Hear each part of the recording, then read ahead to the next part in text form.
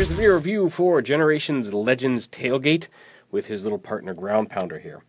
Now, Ground Pounder himself is a little bulldozery type weapon, or a little vehicle, I guess. His robot mode is really not all that intense.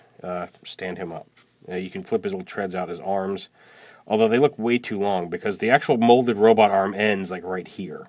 He has got normal sized arms inside these giant treads, and you can kind of see it there, where the fist comes out right here. So he looks a little ridiculous with giant long arms, but that's the extent of his robot mode. But yeah, okay, whatever. Not as good as the ones that came with Swerve and Cosmos, unfortunately.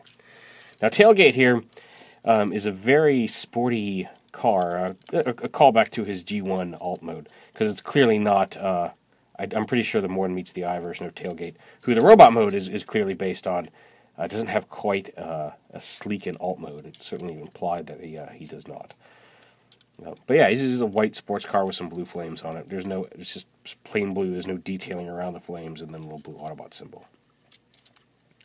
And his transformation is pretty straightforward, with a couple of neat little bits. You bring the legs down like this, rotate them around, and this whole piece comes up. I love how the exhaust pipes for the vehicle mode end up becoming the abs in robot mode. This piece comes up like this. The arms split out to the sides. The legs rotate forward, feet flip down. These side panels rotate around so the wheel comes up to the hip. This locks into place up here.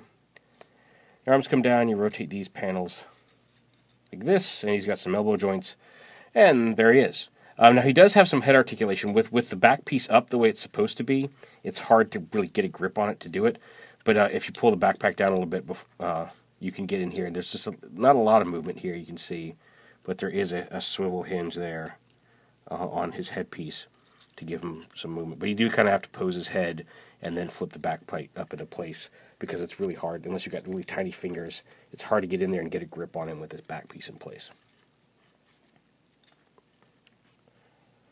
So yeah, there he is.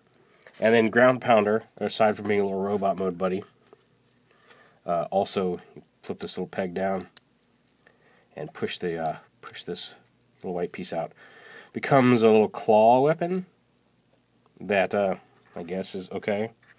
He can hold it, but it's very long, makes him very front heavy. And if you lean him back a little bit, you can see he can support the weight, but it does make him very front heavy. And this is kind of a ridiculous weapon. So like I said, not as good minicon here as came with Swerve and Cosmos, but I guess it's nice that you get an little extra figure. Tailgate himself is pretty cool.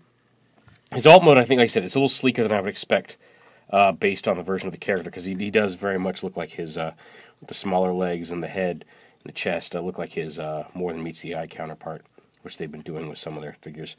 But all in all, not a bad figure. I think Scrapnel in this wave is better overall than Tailgate. But if you're reading more than meets the eye, you want a Tailgate for your crew, and he makes a fine little addition there in robot mode. So yeah, there's Generations Legends Tailgate with Ground Pounder.